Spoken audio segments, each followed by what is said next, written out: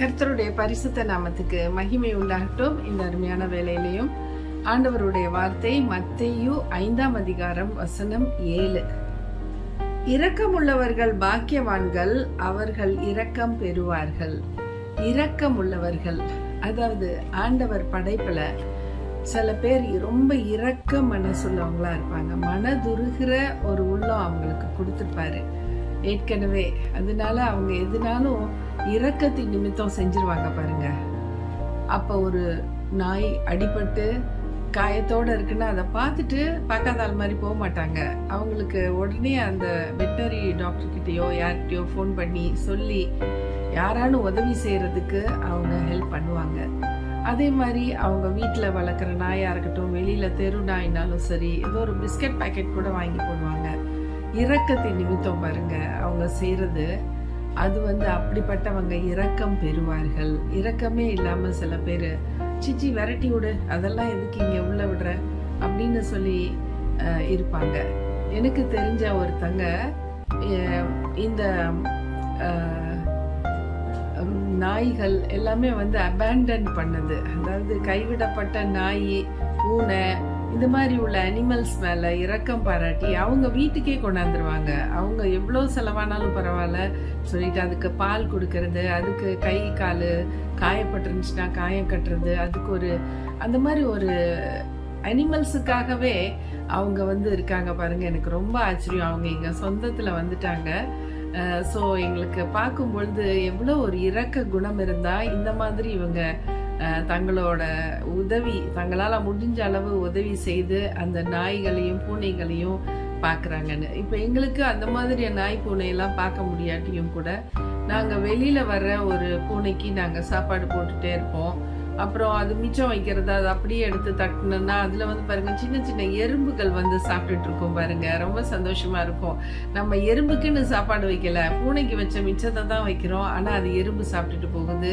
அதுக்கப்புறம் பார்த்தீங்கன்னா இந்த மாடு ஒன்று வரும், அதுக்கு உம்பாயின்னு சொல்லிட்டு நான் கூப்பிடுவேன். பேர் கூட வச்சுட்டு உம்பாயின்னு சொன்னால் அது எங்கே பார்த்தாலும் திரும்பி பார்க்கும். அந்த அளவு ரொம்ப பெட்டாயிடுச்சு. அது ஈஸியாக ஐடென்டிஃபை பண்ணிடலாம்.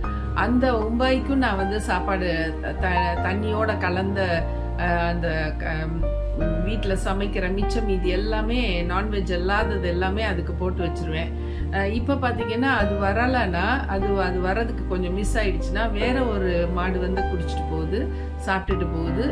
இப்போ உம்பாய்க்குன்னு தனியாக எதுவுமே நம்ம கொடுக்க முடியாத சூழ்நிலையில எந்த மாடுனாலும் வரட்டும், வரதை குடிச்சிட்டு போட்டோம்னு சொல்லிட்டு தான் நாங்கள் டெய்லி காலையில் ஒரு தடவை, மத்தியானம் ஒரு தடவை, ஈவினிங் ஒரு தடவைன்னு கொடுப்பேன். அதையும் குடிச்சிட்டு போயிடும். இதையெல்லாம் நம்ம பத்திரமா பார்த்துக்கணும், வளர்க்கணும் அப்படிங்கிறது ஆண்டவரோட பிரியம். ஆண்டவர் நமக்காக தான் இதெல்லாம் உருவாக்கி வச்சிருக்கிறாரு. ஒரு ஒரு ஒரு செடி மேல, ஒரு மரத்து மேல ஒரு பாரி வள்ளல்னு ஒருத்தர் உண்டு பாருங்க தமிழ் இலக்கியத்துல. அவர் எப்படிப்பட்ட வள்ளல் இருந்தாரு, பேர் வாங்கினாருன்னா, ஒரு ஒரு முல்லை கொடியோ ஏதோ ஒரு கொடி பூக்கிற ஒரு செடி அப்படி காஞ்சி போய் இருக்கவும் தன்னுடைய தேரையே கொண்டாந்து வச்சு அதை மறுபடியும் அது வளர்றதுக்கு, அதை மேல பிடிச்சி ஏறுறதுக்கு அவர் தன்னோட தேரையே தானமா கொடுத்ததாக சரித்திரம் சொல்லுது. ஆக அப்படிப்பட்ட ஒரு இரக்கமுள்ள ஒரு மனுஷன் நம்ம தமிழ்நாட்டு ராஜா ஒருத்தர் இருந்திருக்காரு. நம்மளுடைய ராஜாதி ராஜா இயேசு கிறிஸ்து நம்ம எல்லாம் நல்லா இருக்கணுங்கிற இரக்க குணத்துல தன்னையே பலியாகி கொண்டாரு. நமக்கு வர வேண்டிய அடி உத எல்லாத்தையும் அவர் அனுபவிச்சுட்டாரு அந்த சிலுவையில நம்மளை காப்பாற்றும்படிக்கு. எப்படிப்பட்ட இரக்க குணம் பாருங்க. இரக்க குணம் உள்ளவர்கள் இரக்கம் பெறுவார்கள். அதே போல நம்ம ஏதாவது ஒரு காரியம் நடக்கணும்னா, ஆண்டவரே எனக்கு அவர்களுடைய கண்கள்ல தயவு கிடைக்கணும், இரக்கம் பாராட்டுங்க, I should receive the favour of man. நான் இப்போ ஒரு காரியமா போறேன், இந்த காரியத்தை வாய்க்க செய்யுங்கன்னு சொல்லிட்டு ஜெபம் பண்ணிட்டு போங்க பாருங்க. நிச்சயமா அந்த காரியத்தை கர்த்தர் வாய்க்க செய்வார். ஏன்னா நீங்க ஏற்கனவே உங்களோட வாழ்க்கையில இரக்கப்பட்டு எத்தனையோ காரியங்கள் செஞ்சிருக்கீங்க. அதனால நீங்க இரக்கம் பெறுவீர்கள். இந்த பிச்சைக்காரங்கள்லாம் வரும்பொழுது, விசேஷமா இந்த தொழுநோயாளிகள் வரும்போது, அவங்க விடிய காலையில அந்த மாதிரி தான் வருவாங்க. அவங்க சொல்லுவாங்க, நாங்க புறஜாதியார மற்றவங்களோட வீடுகள்ல போகும்போது சாப்பாடு எல்லாம் பழைய சாப்பாடு தான் கொடுப்பாங்க, எதுவுமே சுட சுட கொடுக்க மாட்டாங்க. எங்களை பார்க்கும்போது குஷ்டரோகின்னு தெரிஞ்சா இருந்திருந்து மூஞ்சில நான் முழிச்சிட்டேன், போ, இந்த நாள் எப்படி இருக்குமோ தெரியாதுன்னு சொல்லி எங்களை கரிஞ்சு கொட்டுவாங்க. நாங்கள் எவ்வளவுதான் உடம்ப மறைச்சி வச்சு கேட்டாலும் அவங்க கண்டுபிடிச்சிருவாங்க நாங்கள் குஷ்டரோகின்னு சொல்லிட்டு அப்படின்னு அழுவாங்க பாருங்க. ரொம்ப பாவமாக இருக்கும். அப்போ ஒரு நாள் குஷ்டரோகி ஒருத்தரை கூட்டிகிட்டு கொண்டாந்து எங்களுக்கு அடிக்கடி வருவார். மாதந்தோறும் ஒரு நாள் வருவார், இல்லை 2 மாதத்துக்கு ஒரு தடவை வருவார். அவர் ரொம்ப உண்மையுள்ள ஒரு மனுஷன், ரொம்ப நல்ல மனுஷன் பாருங்க.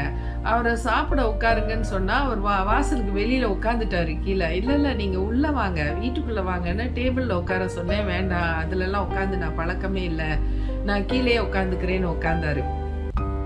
அவருக்கு சாப்பாடு இலையில போட்டு கொடுக்க சொன்னாரு. இலையிலேயே போட்டு கொடுத்தோம். அவரை பார்த்துட்டு இருக்கும்போது எனக்கு ரொம்ப வேதனையா இருந்துச்சு பாருங்க. என்னன்னா, அவரால் அந்த விரல்கள் இல்லை பார்த்தீங்களா, அந்த கையோடைய பாதி விரல் தான் இருக்கு. அதை அப்படி அந்த சோறுக்குள்ள அப்படி குத்தி ஒரு ஸ்பேடு வச்சு நம்ம இந்த சிமெண்ட் எடுப்போம்ல, சிமெண்ட் கலவைக்கு ஒரு ஸ்பேடை வச்சு எடுப்போம் பார்த்தீங்களா, அது மாதிரி கையை அப்படி உள்ள சொருகிறாரு அந்த சோத்துல. அந்த சோத்துல எவ்வளவு வரும், அந்த வர்றது அப்படி வாய்க்கிட்ட கொண்டாந்து அப்படியே நக்கி நக்கி அவ்வளோத்தையும் சாப்பிட்றாரு. அவரால் பிசைஞ்சு சாப்பிட முடியல, அவரை எதுவுமே அனுபவிச்சு சாப்பிட முடியல. அந்த சோறுனா அந்த குழம்பு அது பிசைஞ்சு இருந்துச்சுன்னா அதை எடுத்து சாப்பிடலாம். இது பிசையாம நம்ம சோறு குழம்பு கூட்டுன்னு போட்டு வைக்கிறோமா, அவரால் அதை எல்லாத்தையும் அனுபவிச்சு ருசிச்சு கூட சாப்பிட முடியல. சாப்பாடு ஒன்று நல்லா கிடைக்குது, சுட சுட கிடைக்குது, ஆனால் அதை அனுபவிச்சு சாப்பிட முடியல. நான் பார்த்துட்டு ரொம்ப கண்ணு கலங்கிட்டேன். எனக்கு அந்த இரக்க குணத்தை கர்த்தர் எனக்கு கொடுத்திருக்காரு. ஹல்லேலூயா. இந்த இரக்க குணம் இருக்கிறவங்க நிச்சயமா இரக்கம் பெறுவார்கள்னு ஆண்டவர் சொல்றாரு. எத்தனையோ இடத்துல நான் இரக்கம் பெற்றிருக்கிறேன். ஆண்டவருக்கு மகிமையை செலுத்துகிறேன். கர்த்தர் கொடுத்த இந்த நல்ல இரக்கமுள்ள அந்த இருதயத்துக்காக நான் நன்றி செலுத்துகிறேன். ஒரு குஷ்டரோகிக்கு காலில் புண்ணும் ரத்தமும் சலமும் வடிஞ்சிட்டு இருந்துச்சு. ஆண்டவர் அந்த ஸ்பிரிட் ஆஃப் கம்பேஷன், அது ரொம்ப மனதுருகிற ஒரு இது ஆவியினால என்னை நிரப்பினது போது அவர் அதை என்னால் தாங்க முடியல, அந்த புண்ணு ஆறவே முடியலன்னு சொல்லும் பொழுது அவர் காலில் அந்த முட்டியில கையை வச்சுட்டேன் பாருங்க. எனக்கு அது அப்போ அருவருப்பாவே தெரியல. நான் நல்லா ஜோம் பண்ணிட்டு இது ஹீல் ஆயிருக்கணும், நான் அடுத்த முறை இவங்களை பார்க்கும்போது சுகமாயிருக்கணும்னு சொல்லி நான் ஜோம் பண்ணிட்டு அழுதுட்டு வந்தேன். அதுக்கப்புறம் ரொம்ப தூரம் தள்ளி போய் சோப்பெல்லாம் போட்டு போட்டு கையை கழுவி கழுவி கழுவி கழுவி 10 தடவை 20 தடவை கழுவிட்டு தான் அதுக்கப்புறம் என்னால் காரையே ஓட்ட முடிஞ்சுச்சு. அப்படி போயிட்டு சேவை பண்ணிட்டு வந்திருக்கேன். ஸோ கர்த்தருக்கு மகிமை. எல்லாமே அவர் கொடுத்த இந்த ஆத்துமாக்கள் இன்னைக்கு நல்லா இருக்கிறாங்கன்னா ஆண்டவர் என்னையும் ரொம்ப நல்லா வச்சிருக்கிறாரு. கர்த்தருக்கு மகிமை. இது எல்லாருக்குமே கிடைக்கிற ஒரு பாக்கியம் கிடையாது. இது ஆண்டவர் குறிப்பிட்டு வைத்திருக்கிறவங்களுக்கு நிச்சயமா அதன் மூலமா உதவி செய்வார். இன்னைக்கு எங்க ஊழியத்தை ஆசீர்வச்சு வச்சிருக்கிறார். கர்த்தருக்கே ஸ்தோத்திரம். நல்ல ஆண்டவரே, உங்க ஸ்தோத்திரம் ஆண்டவரே. இரக்கம் உள்ளவர்கள் இரக்கம் பெறுவார்கள் சொல்லியிருக்க வார்த்தையின்படி ஆண்டவரே மக்கள் மேத இரக்கம் பாராட்டும் ராஜா. ஆண்டவரே தான தர்மங்கள் அதிகமா செய்யணும்னு நீங்க விரும்புறீங்க ராஜா. எத்தனையோ பேர்கள் ஒன்றும் இல்லாம இருக்கிறாங்க, ஆனா எங்களுக்கு நீ எல்லாத்தையும் கொடுத்துருக்கீங்களே, நாங்க நிச்சயமா அவங்களுக்கு உதவி செய்யணும்பா. நமக்கு நன்றி தகப்பனே. கொர்நேலியுவை நீங்க அதுக்கு தான் ஆசீர்வச்சிங்க. உன்னுடைய தான தர்மங்கள் என்னுடைய சமூகத்துல எட்டுச்சின்னு சொல்லி போட்டிருக்கு. அதன்படி நீங்க அவர் ஒரு ஆண்டவர் அறியாத ஒரு சோல்ஜரா இருந்தா கூட, ஒரு ஆபீசரா இருந்தா கூட ஆண்டவரே நீங்க அந்த கொர்நேலியோ குடும்பத்தையே நீங்க ஆசீர்வச்சிங்க. கொர்நேலியோ குடும்பம் முழுவதும் ரட்சிக்கப்பட்டாங்க. அப்ப அனாயிண்ட் பண்ணீங்க, அவங்கள பலப்படுத்துறீங்க. இயேசுவே தெய்வங்கிறத அறிஞ்சுக்கிட்டாங்க. ஒரு நல்ல ஆசீர்வதிக்கப்பட்ட ஒரு வாழ்க்கையை கொடுத்தீங்க. நன்றி தகப்பனே. அந்த கொடுங்கள் உங்களுக்கு அப்போது கொடுக்கப்படும் சொல்லியிருக்கீங்க. நன்றாக சறுக்கி குலுக்கி வலிந்து விழுகும்படி நன்றாக அளந்து உங்க மடியிலே போடப்படும். அது எப்ப நம்ம கொடுக்கும் போதுதான் இதெல்லாம் நடக்கும். ஆமாண்டவரே, அப்பா நாங்க கொடுக்கிற ஆட்களாக மாறுங்க, நாங்க இரக்கம் உள்ளவர்களாக மாற்றுங்க. அது ஆடா இருக்கட்டும், மாடா இருக்கட்டும், அது செடியா இருக்கட்டும், குருவியா இருக்கட்டும், இன்னும் மனுஷர்களா இருக்கட்டும், யாரா இருந்தாலும் நாங்க இரக்கமுள்ளவர்களா அவங்களோட நாங்க செய்யக்கூடிய சில காரியங்களை கர்த்தர் நிச்சயமா எங்களுக்கு ஆசீர்வதிச்சு கொடுப்பீங்க. நாங்க இரக்கம் பெற்றுக்கொள்வோம் ராஜா. தொடர்ந்து எங்கள் ஒவ்வொருவரையும் ஆசீர்வதிங்க. இயேசுவின் நாமத்தில் கேட்கிறோம் நல்ல பிதாவே. ஆமென். Thank you friends and God bless you all.